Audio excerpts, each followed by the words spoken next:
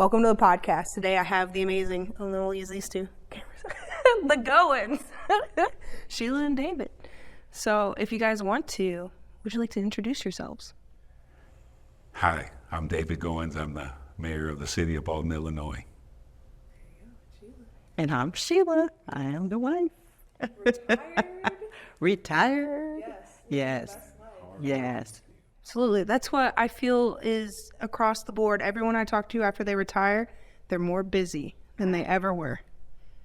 Yes. It actually, the busyness started, when he announced that he was running. So, and so it's just been kind of that same speed ever since. So it kind of works out for me to not be working now, because it's just, it wouldn't be fair to be employed and try to do all these other things, because, just emotionally sometimes it can be a lot. And so let's dive right into my question. So what is it like being mayor and mayor's wife? Like, what all kind of day-to-day, things you wouldn't expect that you guys get the opportunity to do now? Well, the day-to-day things of just being the mayor, addressing issues, addressing concerns, trying to alleviate problems that citizens call in about or email about. The nice thing about it is to be able to delegate to whatever department needs to take care of that. That's the nice thing. But a lot of people want to, contact me first. They could probably directly go to the department head or that particular department, or maybe they've had an issue with that department, so they feel they need to come and talk to me about it. And so then I, get some things moving in that direction for them. And for the most part, they end up being satisfied, the customer. Sometimes there's just things that's out of our control that we can't do, but we still want to let them be heard. And I think that's the most important thing, is that they are heard and they appreciate just being heard. I don't know if I answered the question completely. Perfectly, yeah. So I feel like it's impossible to make everyone happy, but you guys are doing a good job of at least listening. That's a huge part. It's impossible to take action on every single problem that's happening in the town. Some of the things are just out of the scope of my authority and the city's authority, but we still want to be an ear. So you also, the funner parts, I feel like, that I get to witness. You get to go to all the big grand openings. That's a fun. Yes. The grand openings, the ribbon cuttings, dinners, lunches, breakfasts, and really get to meet people, the shows, and get to really meet. Yeah, just eggs earlier, so he's good. Meet people, meeting people, and just being out. The one thing that I pride myself in doing is being everywhere where I'm asked to be, accommodating everywhere, and if I can't, it's a no because I'm already booked. It's not a no because I don't want to come. It's a no because I'm already booked. Yeah. And so one thing they can't say is like he doesn't show up. They can say anything else about me, but they can't say he doesn't show up, because I do my best to. I think there's only been one event where you weren't at, but it was like a Godfrey event. So I was like, Godfrey Mayor's here. We're covered. But so this is a question for both of you. So you'll get to answer, whoever wants to answer first. But what is community to you? Oh, I can definitely. I can speak just from my heart. Community is everything. I mean, it's how you show up. It's how you support. It's how you view your town. It's how you care for your town. It's how you care for your neighbor. How you, it's relationships, building relationships. But at the end of the door, community, it starts in your house. And then when you walk out of your house, it's really how you show up in your community. It's everything. It really is the foundation of our neighborhoods, our families, our schools, it really is everything. Well, community is about relationships. It's about connection, and just starting out as a police officer here in the city of Alton, that obviously that was a connection that was always prompted from a negative situation or circumstance until I got into becoming the DARE officer and then becoming the community services officer, where I really understood the dynamic of what it is to be a police officer in the community and shedding that positive image of a police officer and that positive light of police work. And so being involved in so many aspects, and my hands were involved in so many things as a community services officer. So I really got that sense of community and that feel for community. And then being a pastor, that also gave me another, just kind of like a tool in my belt, so to speak, on my belt to understand, community from that regard as well. And so just been involved in the community, because it's all about service. Yes. Serving the community, giving back and being present. Yeah, you've definitely served many different roles for our community. So at what point did you kind of have it put on your plate that the opportunity of being a mayor of Alton, Illinois? Well, it was something that had been brewing and brewing and brewing for years. It's kind of like a calling that I ignored for a long time, because it was like, no, that's not what I see myself doing. Mm-hmm. But it kept just getting stronger and stronger, and so finally, when you get to a point in life where I feel you got more time behind you than you do in front of you, and you want to look at life like living life without regret. Mm-hmm. And have more reflection. So I decided, hey, let's take a leap of faith and see where you land. And I was fortunate to land. Yes. In this position. Yeah, exciting. I think there's a lot of people excited for you to be in this position. So I am personally. It's been an inspiration getting to watch you handle our community and show up, be very involved in every aspect. So I think you're inspiring a lot more people to do more in our community just by doing it, So, yes. So what fuels your guys' passion to do any and all of this? I mean, you just asked the question about community. I think, and the mayor had really talked a lot about serving.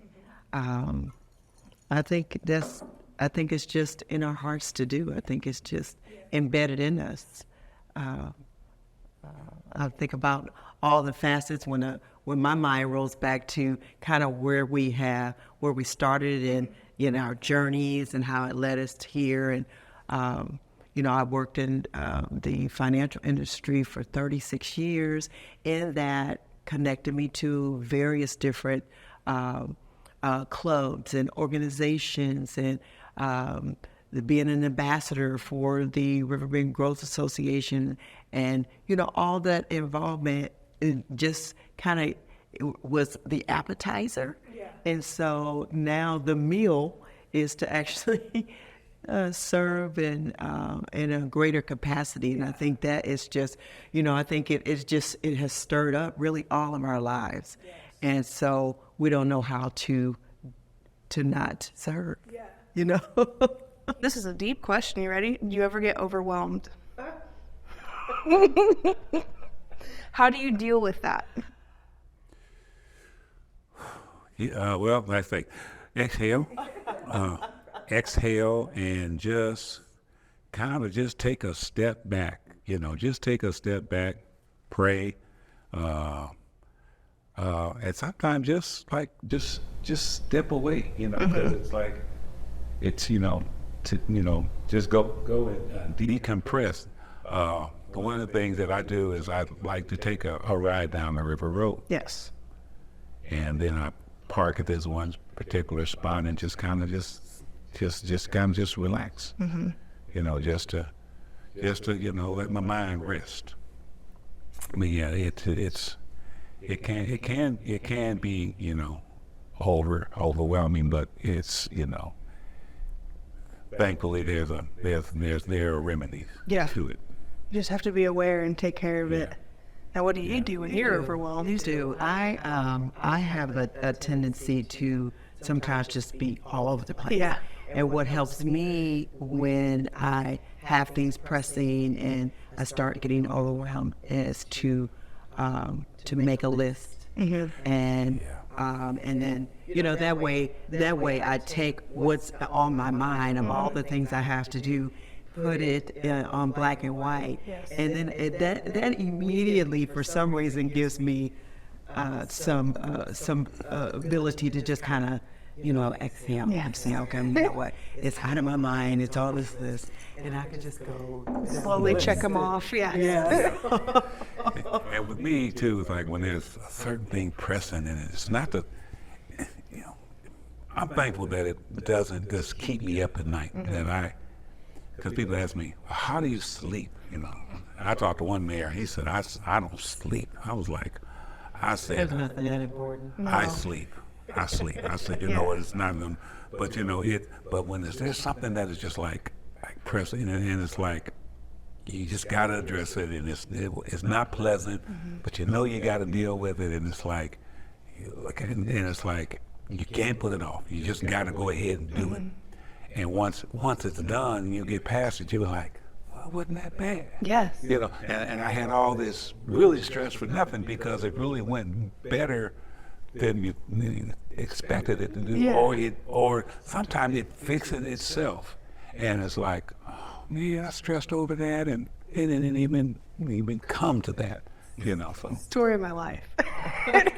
But getting overwhelmed that is, I feel like it's a very easy thing to do.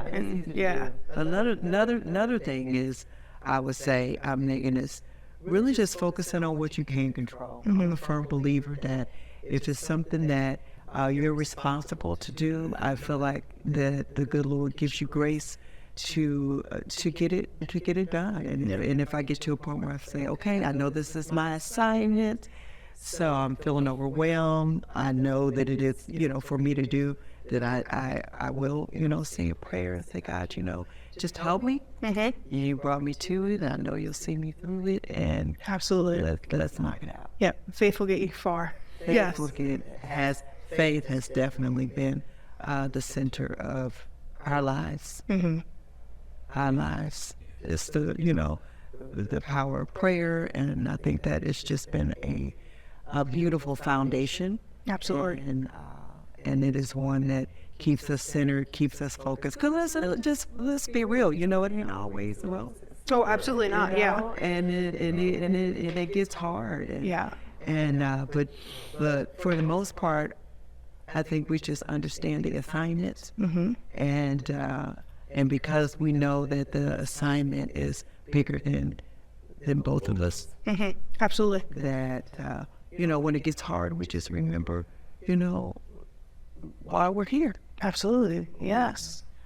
You guys, and I want to remake this video in the future one day.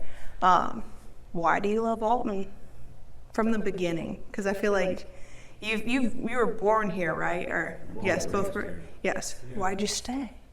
Why did I stay?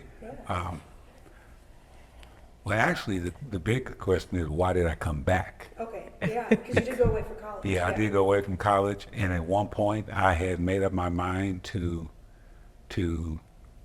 live where I had graduated from college from, which was in Clarksville, Arkansas.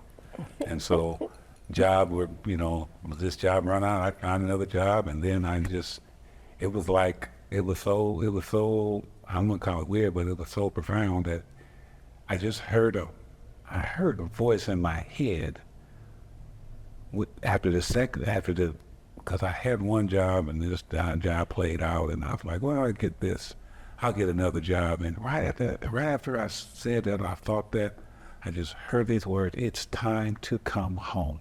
It was just like out the clear blue, it's time to come home. And I was like, okay, it's time to go home. And I had a feeling that my grandmother would not be with us too much longer, and she had raised me from the time my parents had passed away.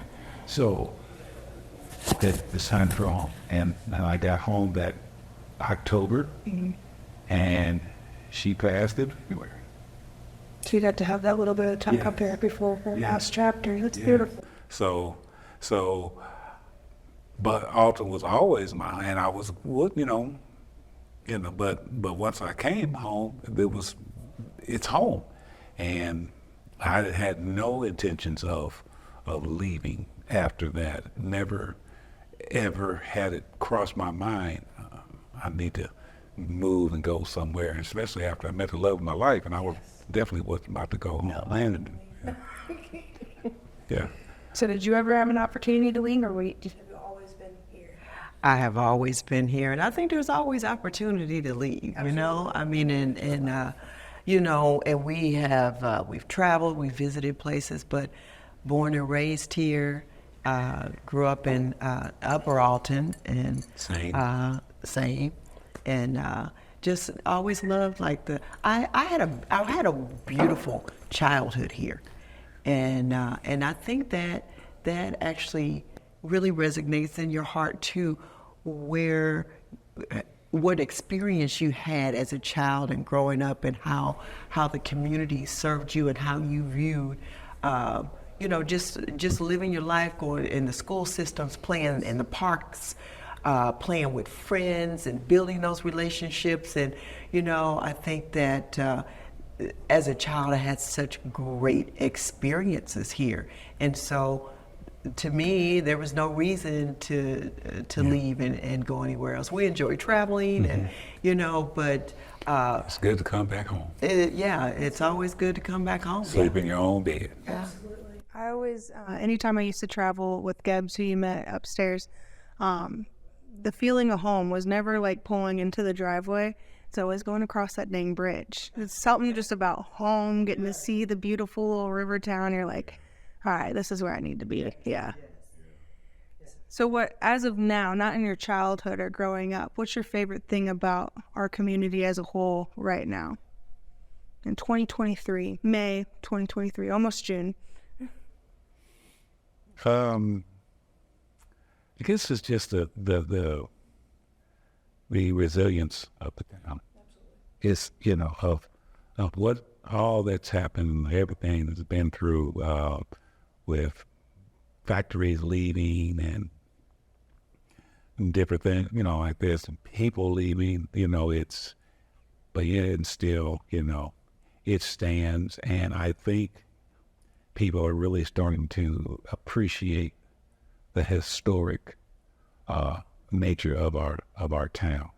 And there's a lot of history here that's connected to our country. Absolutely. And so even with people leaving, they're still in draw. But I just it's a resilient town, and proud to be a part of it. Yes. What's your favorite part of the community now? I would just say, I could say ditto, but yeah, he is spot on. It's just and I'm still learning. Yeah. I mean, there is just, I always say that Alton is so rich with history and, and just locations and beautiful buildings and, architecture. Yeah. Just it is just a plethora of things, but yeah, I would definitely echo. I think we're on an upswing in some regards as well too. So it's, we're coming back. Yeah. It's baby steps, but it's steps. I remember in high school, I wanted nothing more than to just leave this town, because the only thing we could do, and when I was graduating in 2013, 13, 10 years ago. Walmart or go to Edwardsville. That's all you could do. So, but nowadays I look at these kids that are graduating and they dare complain. I'm like, you got 1,000,002 coffee shops. You can go do all this fun stuff. There's so many different things to go do nowadays. So, yeah, I think within the last, like, I never used the word bored coming up as a kid. Never felt bored because we just went outside. Neighborhoods were a little more closely knit together, and kids played together. And we enjoyed that in our neighborhood. We have a lot of kids in our neighborhood. It kind of ebbs and flows, but now we got a lot of kids, and and they love that the mayor's in their neighborhood. I had a little girl come up to me yesterday. I was pulling in the driveway, and she came up on her bicycle. She says, "Mayor." I said, "Yes." She said, "Do you know that boy up there without a shirt on?" It's like, he said a bad word. And I was like, "Well, you just make sure that you don't start saying bad words because he does." She said, "Okay." And she just rolled right off, so. But it's just so nice to see our kids outside playing, because that's what you do. Because I think a lot of things that have been given and provided for children kind of took away the creativity that we had to have growing up as kids. We were creative. We had to, we took a door or a big piece of plywood or a thick piece of plywood or something like that, and we turned it into a go-kart. And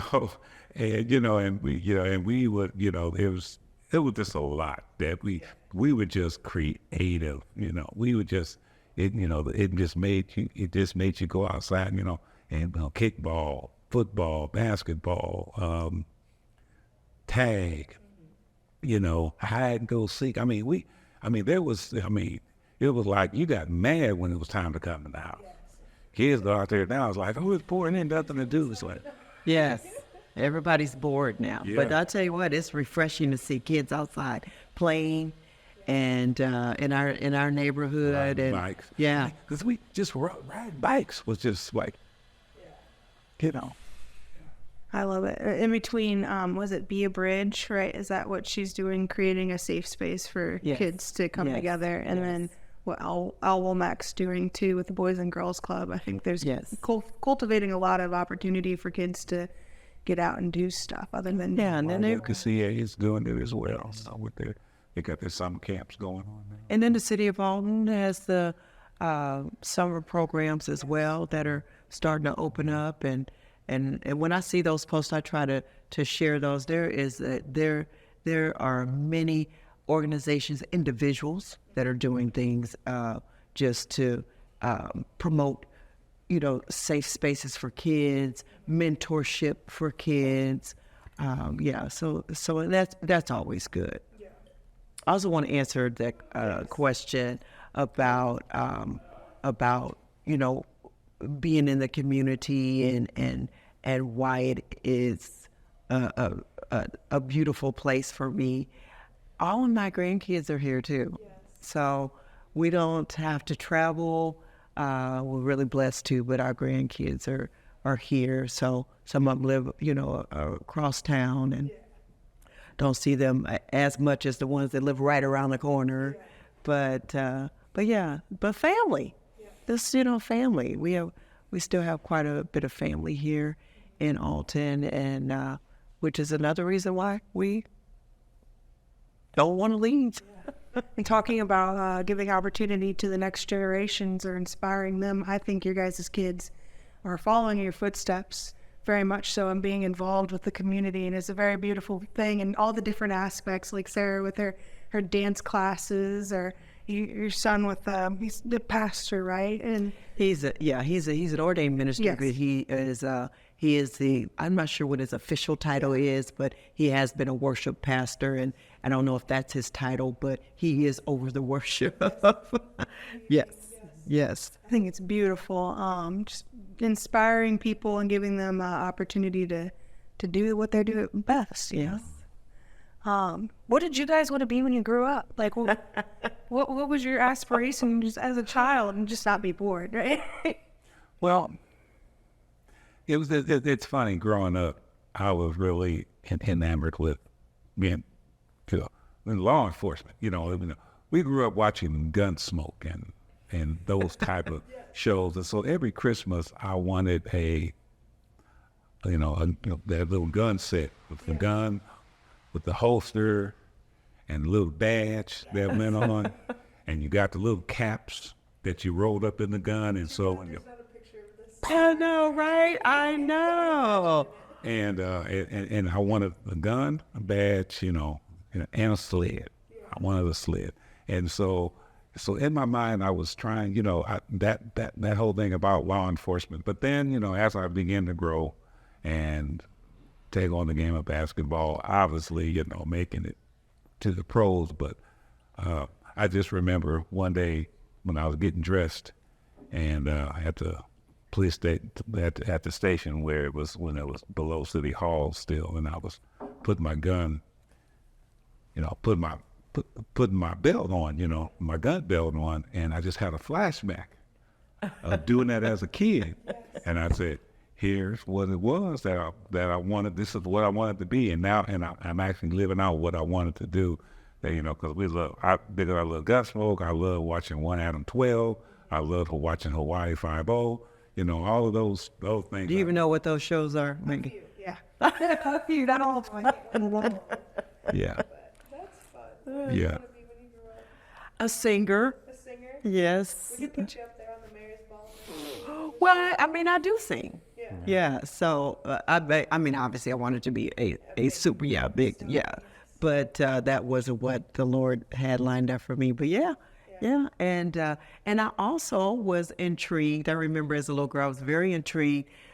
I didn't realize that a seed was being planted in my heart to go into banking. But I would always enjoy my trips to the bank with my grandma, because I knew they would give me a sucker, and it was like something excited about going to the bank with my grandma, because I was always going to get some kind of treat, or even after we left, she would go get us a cookie or so. It was always, isn't that something? It's like that seed was planted then, and then I wind up, my career in banking. That's crazy. Yes. So where do you guys see yourself? I know this is a crazy question. All right. I don't want realistic questions at all. I just want dreaming. Where do you see yourself in like 10 years? Not realistic at all, because there's. Hopefully still alive. Absolutely. I love to wake up 10 years from now. Because tomorrow's not promised to you, and I don't try to, you could plan, and say what you'd like to be, but I always go back to the scripture that says your life is but a vapor, and it's like, and you plan that you can plan what you're going to do next week, and that's not promised. And it's not to say that you're just going to just live for the now, because there are plans, but hopefully like to still be around. I will be 73 10 years from now. No, 72, if I'm not quite 70. 63, I'm 62. But so I'll still be 72, and so I'd like to still be healthy, being able to still be able to get around, so, but as far as like, I would like to really be retired for real. For real. That's what I was kind of thinking, just on the house on the beach somewhere, and just the grandbabies can visit. Yes. Yeah, really, somewhere just where I can just chill and just to be, So, Yeah. That's a good realistic. I'll hold you accountable 10 years from now. I'll be like, all right, it's time to enjoy life. You're enjoying life now, though, but time to relax. Where do you envision? I envision, like I said, I envision just being in a place where we are relaxing and getting in a hurry to go nowhere. And really, in 10 years, our grandchildren will have graduated, and hopefully we'll be attending weddings and Yes. graduations, and just really celebrating their various milestones that they'll be experiencing, and just enjoying just watching them Yeah. as wonderful human beings. You guys got a beautiful, huge family. We do. Yes, We they're do. all stoked. They all have their different specialities. Yes. Beautiful. Yes. 12 of them. 12 grade, 3 adult children and 12 grandchildren. That's a blessed life, I believe. Yes. How do you enjoy a grandparenthood? We enjoy it. Yeah, we. Yes, yes. If we'd had them first, we probably wouldn't have had kids. Yeah. Yeah. But yeah, we went to the movies with 5 of them yesterday to see. 4 of them. Was it 4? No, all 5 of them showed up. That's Yeah, right. 5 of the 12. Yeah. We went to see Little Mermaid, and so yeah. And it was 2 of them. It was their first time at the movies. Yeah. Yeah. They did good. They did really good. Really, really good. And fell asleep. Yes. Yes. Yeah. Yeah.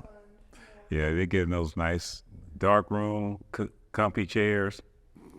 Yeah. At the New Alton Theater. Yeah. I'd fallen asleep twice. Isn't it great? Yes. Yeah. I paid money to go see like some superhero movie with the boys or something like that. Of course, it's after 8 o'clock. Yeah. I'm so that. Oh yeah. I will not dare see a movie that late. I'm not even going to do that to myself, because the movie will definitely be watching me, for sure.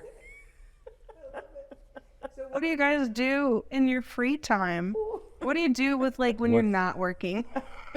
What's free time? Yeah. What's free time? Free time? We enjoy each other. Yeah, we enjoy each other. I Yeah. do. I do. After we'll be married 39 years this year. That's special.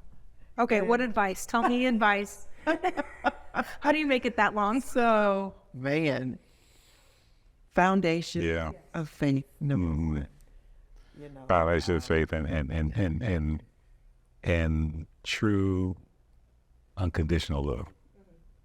We weathered a mini storm, and as any marriage would. Yeah. I don't think there's anything that we have not experienced, good, bad, happy, sad, ugly, pretty, and but the foundation of I would definitely say has been having the Lord in our lives, and just being we know that And communication, communication is key too. 'Cause I was not the best communicator coming into the marriage, but we've learned to communicate and just learn to be that, to be in touch, and not like you married, but you're in your own world. She's in her own world. It's our world together, and so that really is, And now that we're empty nesters, we're really enjoying each other now. I can see from an outside perspective how you guys complement each other so well. Like it's so many people feel like they have to have like the same energy as a person, but you guys are very much so the yin and yang. The way you process together is beautiful. And a lot of her is rubbed up on me, and a lot of me hopefully is rubbed up on her. I would say so. Our birthday's on the same day. Did you know? That's my favorite part. You're already a twin, and then you get another extra birthday added on to your day. Yes. So you guys celebrate your birthdays or no? I know some people that don't like to celebrate their birthday at all. Do you? Oh yeah. I mean, we don't do the whole week-long or month-long thing that some people do. In October, baby. No, we don't. Party all October. Yeah, so no, we don't do that. But maybe 2 or 3 days. Maybe, especially if it's on a weekend, we'll kick it maybe 2 or 3 days. But it's like in the middle of the week. They do something, but then maybe that weekend we'll go out and celebrate. So Yeah. yeah. We are a lot alike. I mean, we do. I definitely would say that we definitely are a lot alike. But but we balance each other with, some of the characteristics that we have. And I would say that I have learned to be a lot more like him. I know I have to kind of bring a balance with being a little bit more laid back in certain scenarios, because I'm, kind of out front and, Yeah.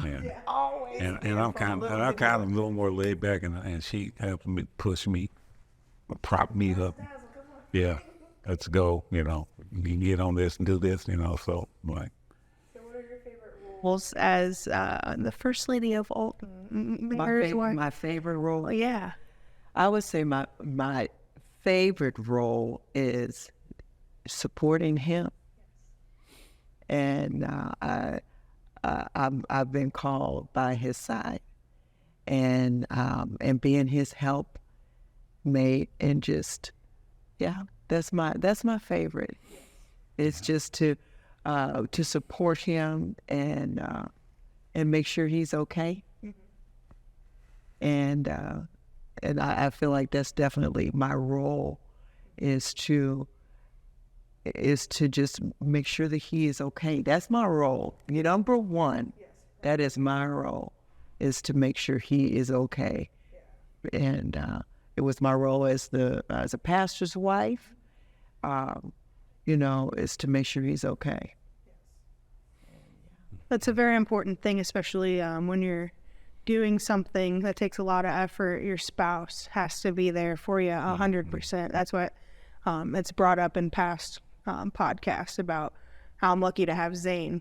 Most people don't realize how much is going on behind the scenes, and then your spouse is who hears it all and sees it all and helps you deal with some things that you just can't deal with capacity wise, mentally, not even just like actually doing the actions, but just understanding it all. Yes. And I just realized that as a leader, and that the Lord's called him to be, it's important that he has a supportive spouse, for him to really, there's a lot of warfare that goes on, and everybody is not going to like him, and I just understand the importance of him. If no one else in the world shows up for him, that it has to be me. Yes. Yeah. What does the high road mean? Oh my goodness. So taking the high road, it can sometimes be tough, but I would definitely define it as in situations where you have been poked and really challenged to react and not respond. Taking the high road to me is taking the time to respond and make sure that whoever it is that you are responding to is handled in a way that with dignity, with honor, with kindness, with appropriate tone. It doesn't mean what is shared might not be liked what is said, but it's very important that you respond and not react.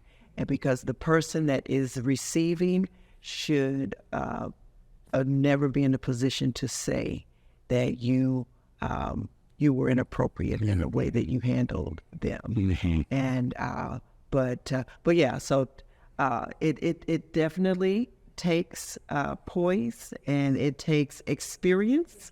Have I always taken the high road? No. Nope. None of us are perfect. No. Something I definitely learned. Anybody that say they always have, they're not being honest. But I do. I think that we pride ourselves in taking the high road, because it just takes so much out of you to do the opposite. Yeah. It is just, that's not how we want to show up in the world. It's not how I was raised. I attribute a lot of my foundation since I didn't have my parents for such a long, not very long, my grandmother, she one thing that she always, she said, two things that always stuck in my mind. You reap what you sow. And the second thing is, it's not what you say, it's how you say it. And so I've always kind of tried to, live by that. And and knowing as a police officer, when you're already going into a negative situation, you don't want to throw gasoline on a fire. You want to try to de-escalate. You want to try to diffuse the situation. So if everybody is all wound up, you don't want to come in and try to bring some calm, and people will say some hateful things to you, some negative things to you as a police officer, and you learn not to react. I've seen officers react, and I've seen but I've tried to I've always tried to respond, and so that's kind of just been my whole nature, in the political arena. When you saw them things being said, it's like you just want to stay what they call above the fray. You stay above the fray. There are other people that can do that stuff for you, and you just keep on going. Let them do that. Yeah. Let them waste their energy. Yeah. But we want to just stay above board, and stay, and if they go low, we go high, as Michelle Obama said, so. Yeah, I always tell people it's way easier to be mean and be negative. You have to take purposeful energy to make a choice to be positive and a good interaction and a memorable interaction. So you have to take that effort, and it takes a lot of effort sometimes to take the high road. It does. But I think it's worth it in the overall how people view you. And it takes humility as well. It takes humility.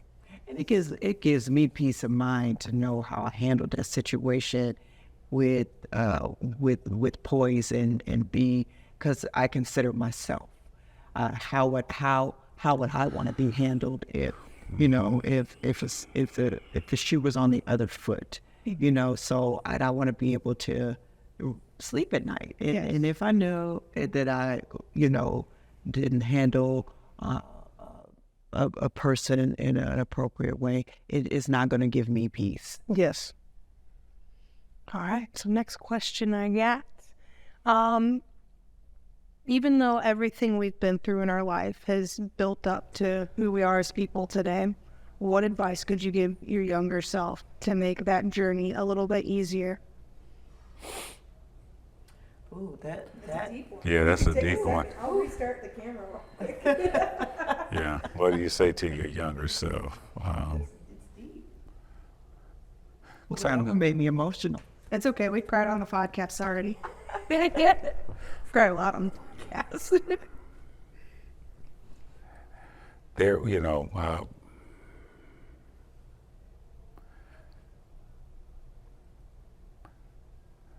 oh God, that's what would I say to my younger self? If I could go back and tell him, I was like, that you're going to go through some things. You're going to lose people. You're going to lose some things. You're going to have some things happen to you, but you're going to be, you're going to be all right. You're going to be all right. Folks are going to not think that you're not. Folks don't think, you're not going to amount to anything, but you will. Yes. And you will be. You're going to be all right. You're going to feel lonely sometimes. You're going to feel abandoned, but you're going to be all right. You ready now? I guess I'm just trying to just kind of process, and automatically you go to kind of tough times that you had as a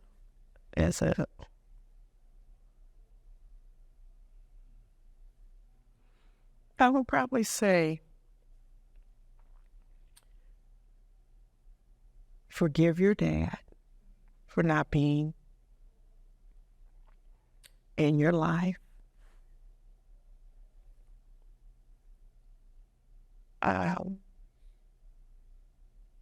It's going to be okay.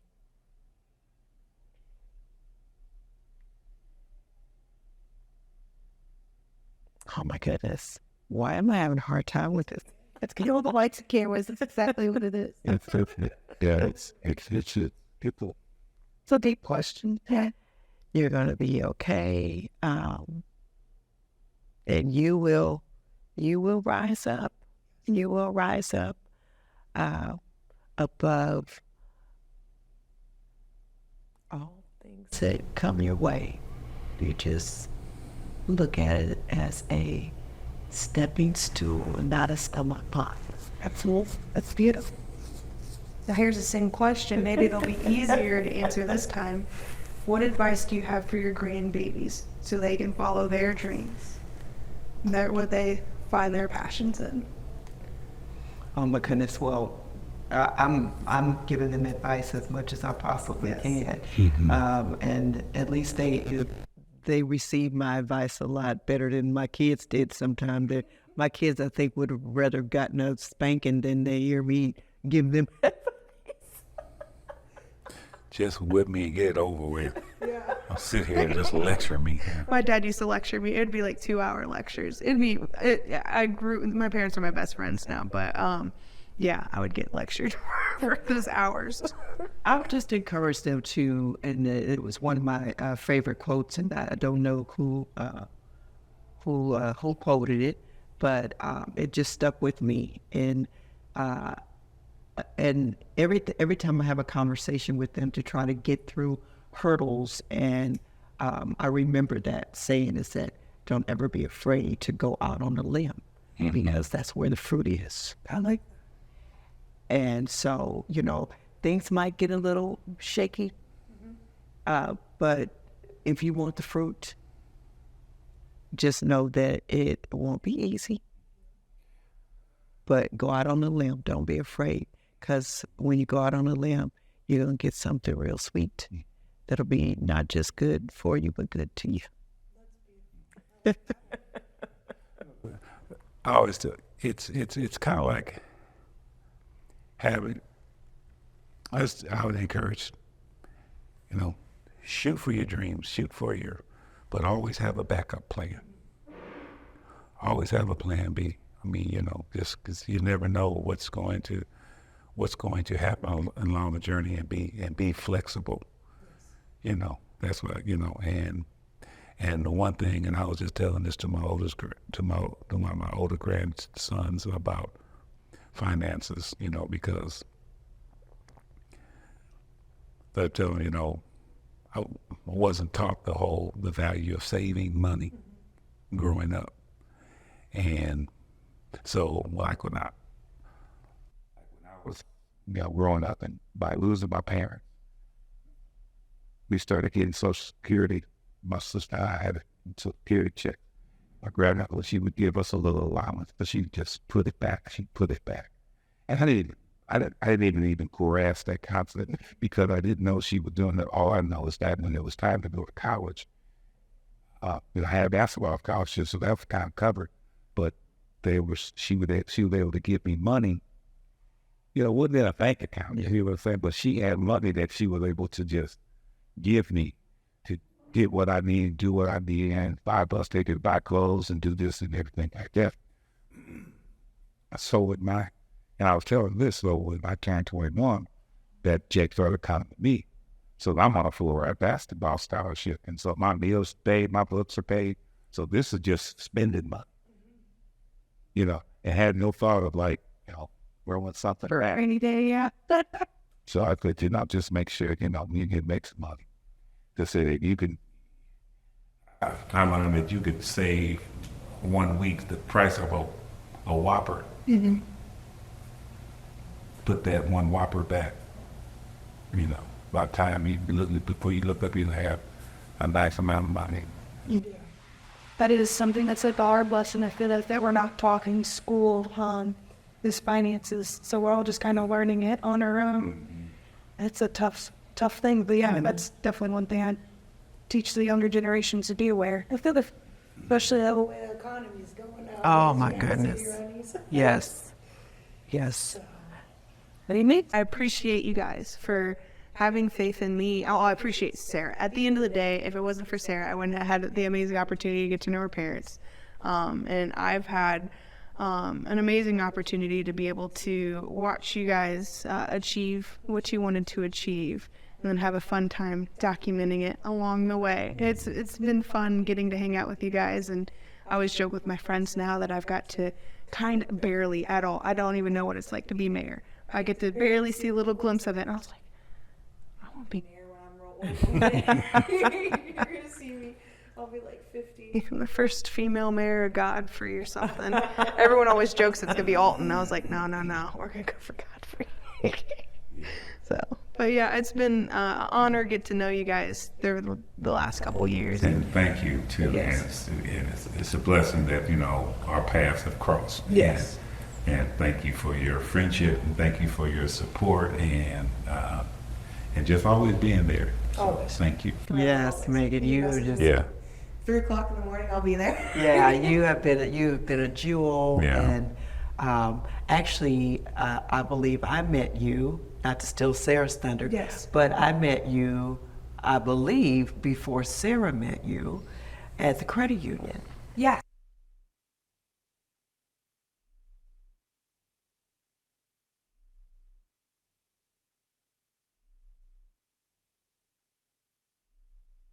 Yes, and I didn't make any connection to, but I knew that I would work with you one day. Yeah. I didn't know. I didn't know on what. Yeah. But I just felt like that there was something about you that our paths were going to cross again. That I know it was the craziest thing. But when I met you there, I thought, you know what, I'm going to. I remember having you taking your business card. I said, we're going to do something together one day. And here we are. Thanks for creating the opportunity. I think. And that opportunity also kind of was reciprocated, and also. Oh, 1,000%. Yeah. Everything is so full circle how everything works. That video, A lot more people. I mean, I already had the business and everything, but it definitely helped with like becoming more aware and relevant within the community. So that helped me out a ton. And then, yes, I think so. Yeah, I love it. Yeah. There's like always, we have such a broad, diverse community of people here, I think. So of course it was easier getting in some industries and everything like that, but being able to be friends doing videos with the mayor and everything now just kind of opened up every different aspect. That is awesome. So, so glad. Yeah, so glad. Thank you. Yeah. Thank you both. You're welcome. You're welcome. Thank you. We did it. Look at it. Yes.